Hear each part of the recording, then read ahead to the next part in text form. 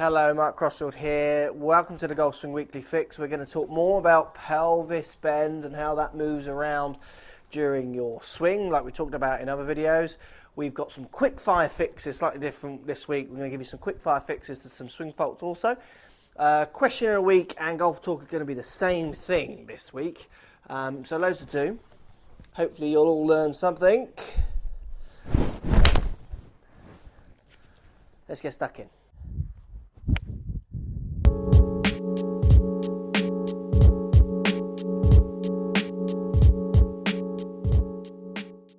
So I did a video on pelvic bends or pelvis bend with Don Parsons the other day, and let's just show you how two people don't quite use their pelvis bend as good as they could do in their swing, and then the faults it causes.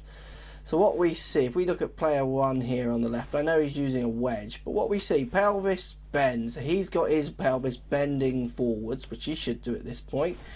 Then as he starts his downswing, we see the classic over the top steeper shaft on the way down. Now I know this is a wedge, but I'm sure he follows a similar pattern with his other clubs. He sent me a picture of his wedge. When we come into impact, still a lot of bend. You can see him here now getting very high hands as he tries to push his hips forwards to make contact with the ball. And we start seeing really high hands. If he'd have got that pelvis bend set a little bit more appropriately on the downswing, we wouldn't need such emergency movements as we get into the ball. And then this is the side on view, different player, but we see classic examples of hitting the ball, pelvis very level after hitting the ball, still looking down, and then we still see the upper body forward of the pelvis, a little bit of extension there, so he's trying to push out at the end, which is just too late. You need to try and get that movement into the ball. So show you a bit more outside and give you an idea of how to fix this. So pelvis bend, so we are talking about the hips, the pelvis. So imagine if you sliced me in half, which way is my pelvis leaning? Is it leaning forwards? Is it leaning backwards? I did a video with this with Don Parsons the other day, and a few people were getting it, other people weren't quite getting it. The two swings we showed you are great examples of how people maintaining pelvis bend in the downswing encourages the club to come over the top. So by starting that downswing with the pelvis pointing down at the ground and then rotating, encourages the shoulders to come across the pelvis to stay down, and as they come in to hit the ball, what we see is a little bit of effort to try and straighten the pelvis up as they hit the ball, to try and correct some of the angles, and then with the other guy we see that kind of classic lean forwards position. So pelvis bend, we've got to start thinking a little bit more as if we're walking around the body rather than these 2D flat images that everyone's getting so used to. If I start my swing with pelvis bend, so pelvis leaning forwards, as I make my backswing, my pelvis comes slightly out of its bend. If we take 0 here, the horizon is 0. Okay, so my pelvis comes out of its bend, it starts to bump back down into its bend, but as I come into impact, what happens is I start pushing my hips out from underneath me, I start extending my hips out forwards, and that gets the pelvis much more up towards, again, this 0 marker. And it's that movement with the pelvis, that straightening up of the pelvis, that thrusting and slightly angling the upper body, which allows the club to drop more on that better club path on the downswing and help you hit through the ball without this natural tendency to try and just drive. So if my pelvis just bends as I start to rotate, my upper body just pitches forward, as Don said in his part of the video, and then chucks the club over, down and across. So think about this in pelvis bend. Greatest way, or the best way to think about pelvis bend at the start, as you're just getting your head around these, think about where, say my belt buckle is pointing at the start of my swing. So let's say it's pointing more down towards the ball. If I hit a shot, where's my belt buckle finishing now? It's not pointing at the ground anymore. It's extended out and pointing out towards the target, and it's more level to almost slightly pointing up in the air. So my pelvis is tilting, which in turn gets me in a slightly different spine angle, very different spine angle to where I begun. So the pelvis, if you are trying to keep that pelvis bend down on or put that pelvis bend pointing down at the ground as you come down and hit the ball, it's seriously going to affect the angles that you apply the club to the ball, and there's going to have to be some serious emergency actions through impact to try and get the club to relate to target as much as possible.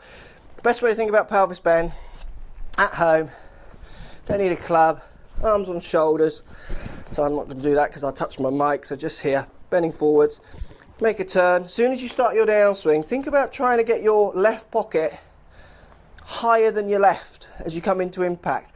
So think about getting some side bending. What that does is it makes you extend your hips out a little bit more. It makes you try and level your pelvis and right in that lower back stretch out to try and get your pelvis coming up towards target a bit more as you come through impact. If I go top of my backswing and stop and then just keep that pelvis bend in there and rotate, I mean, to me that just feels so much like I'm going to hit down and across the ball, not really to succeed in hitting consistent straight shots very well at all with that movement. So pelvis bend for both of these two guys. I hope this kind of gives you an idea of how pelvis bend can affect the swing for both of these two players. More often than not, it's the over the top. If you can try and think about getting into impact with left hip getting higher than right, often you'll find that takes the bend out. That's the thought. So with all this kind of pelvis bend numbers and K-vest that people have talked about and often enjoy and all find hard to understand, the simple thought, or just the simple language I use to give people the feeling of trying to get to move the graphs better if we're using K-vest, or the numbers better, is as they come in and hit the ball, think about getting left pocket moving higher than right. That often sorts out the pelvis bend. It gives a little bit more side pitch to the upper body, which allows the club to get more on the inside, as they call it, so on a better path, rather than starting a downswing with rotation but bend in your body or in your pelvis, which only encourages that left pocket to stay almost the same level as the right as you rotate through. It's not until impact and after that you try to get out of that position. Hope that helps. Post comments, let me know what you think. Going to do more with pelvis bend. I'm going to do a lot more with 3D, trying to get you guys to understand the concepts. When you start understanding your swing a lot more in its 3 dimensions, it'll open up your mind to what kind of movements you should be making to hit better shots and hopefully get you hitting some better drives, irons, every kind of club out there. Thanks for watching. So quick fire fixes here. We've got great little junior swing here. Only thing I'd say to this guy, keep swinging, keep playing, keep doing what you're doing.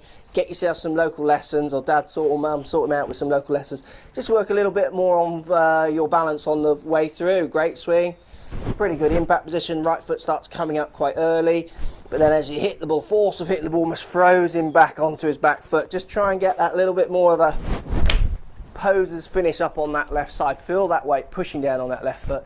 Really imagine that weight going into the ball and beyond on the way through, just for a little bit more consistent hitting. But great swing. Thanks for sending. So we talked about this issue the other day when I was using that Golf Matrix app, the MTRX app, which is so good for measuring pelvis rotation. What we're going to see from this guy is absolutely no stabilisation through impact, which is why we see the older bad shot off to the right. So we see, and the reason I can see that, I mean, I can see just simply as the quality of striking as he hits the ball, the hips are still going. They have not stopped to allow the club to come through. They've not slowed down and de-accelerated so the club can fire at the ball. They're still going, which is just moving the club all over the place. But what you need to work on is creating a bit of stretch on the backswing. We see the backswing where the left foot comes up, so you're turning hips and shoulders, probably not far off the same amount. No stretch on the way back. You'll get no stretch on the way down. Literally, you'll just be hitting the ball like this, just constant rotation, no stabilisation. So, backswing, keep that left foot on the floor. Get your arms and shoulders trying to stretch back a little bit away from your pelvis. Not away as in moving back. Try and stay more connected with the ball, but stretch your body. So feel like your shoulders and arms are turning away from your hips. And then onto that left foot balance to hit the ball. You'll find your strike will severely improve if you can get those hips stabilising through impact. You'll do that by creating a bit of stretch on the way back rather than this Elvis Presley knee kind of movement. Hope that helps.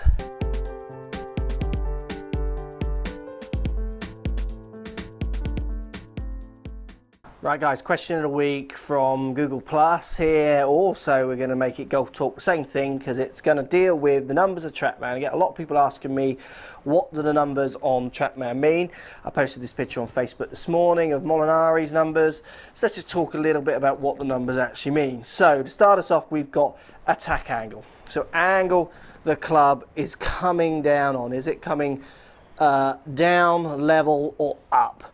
So if you think about the hoop, which part of the hoop is he hitting on? Well, he is hitting on the descending part of the hoop. He's hitting this side.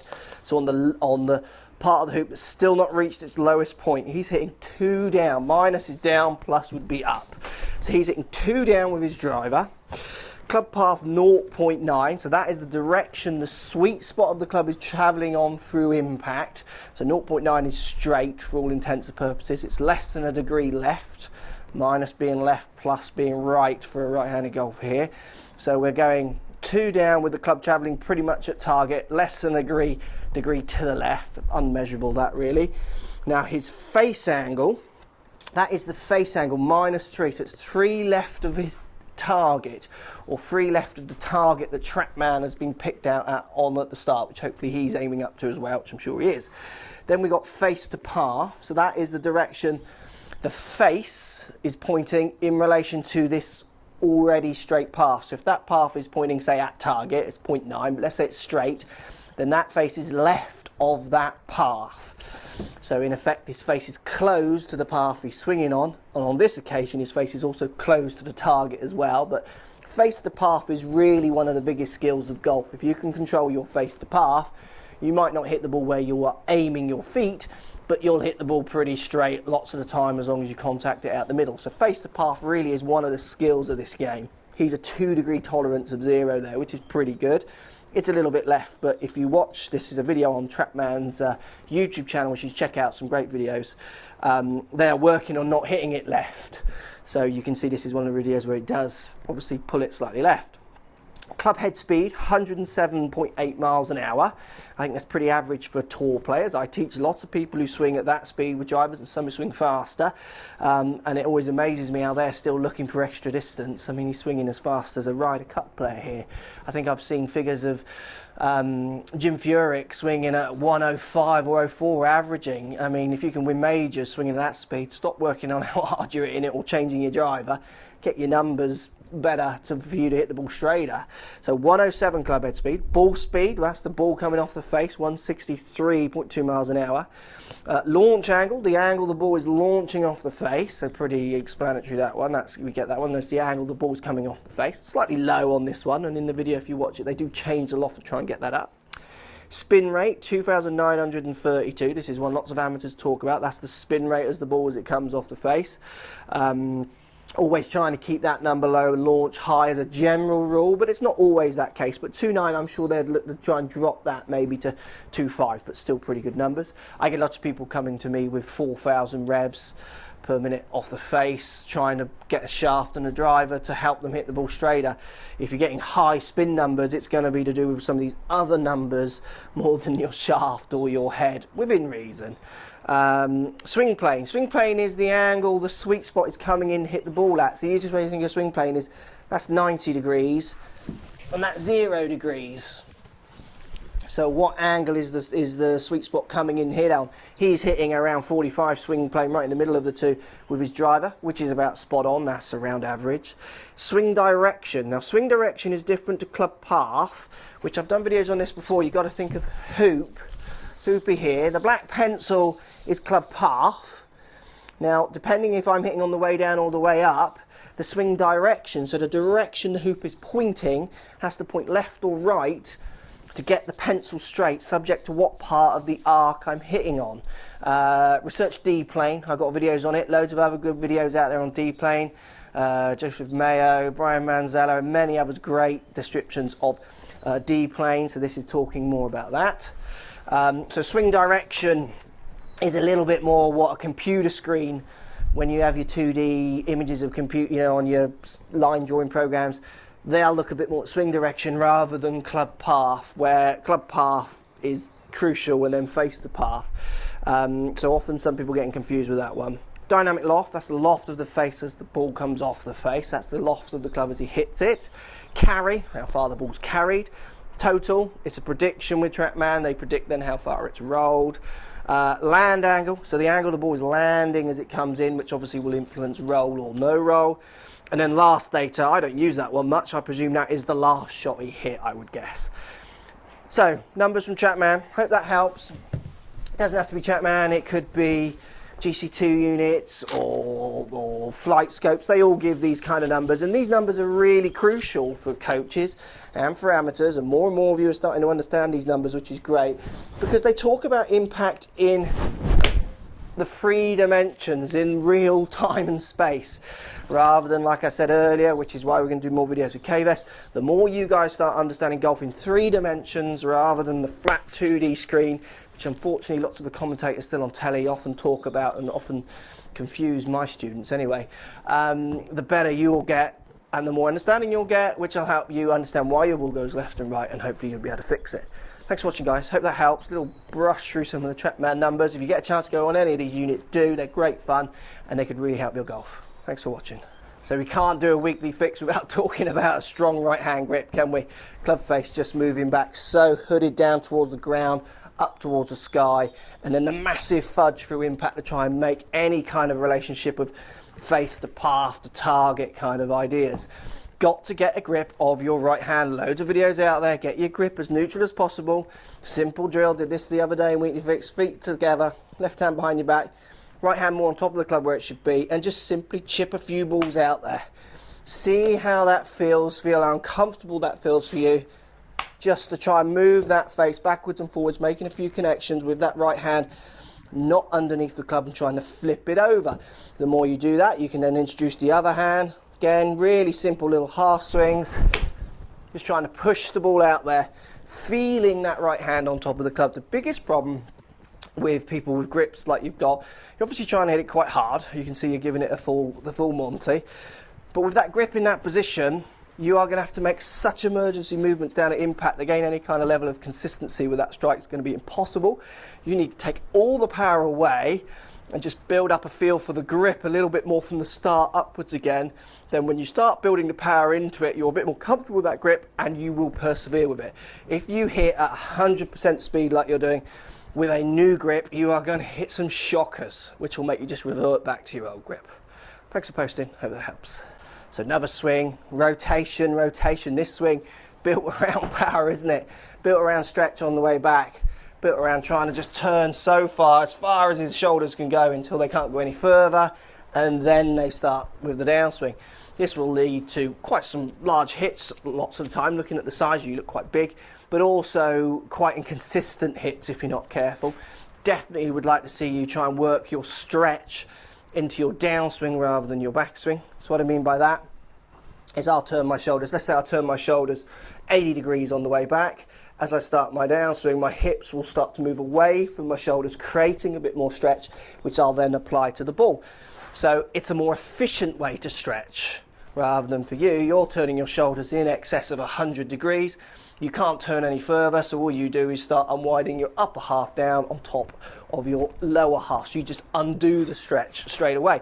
If you undo that stretch straight away, often your arms and hands will have to work lots harder for you to gain this power that you're requiring from your shots, it looks like in the video. And that will lead to very inefficient hitting. So backswing, try and get your left shoulder not to come so far in front of your chin.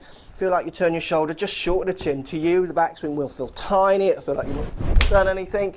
Commit to a full follow through, but a little bit less stretch this way. Hopefully a little bit more stretch this way. You'll feel like you're doing less, but you'll get the same, if not more, out. So you'll get the same in distance that you're putting on your shots now, but with less effort, it'll feel. That's a good thing. And a little bit more of an efficient movement, which will hopefully encourage the strike to be a bit more out in the middle. Give that practice. Thanks for posting. Hope that helps. What's going on here? Don't be afraid to subscribe to the channel. Also thumbs up the video, post comments. Love to hear what you guys got to say. Let's keep it social. The more we talk, the more we share, the easier this game will get for everybody. So if you want to find me on Facebook here, you can find me on Facebook.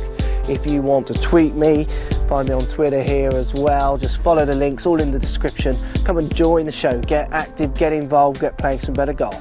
Thanks for watching.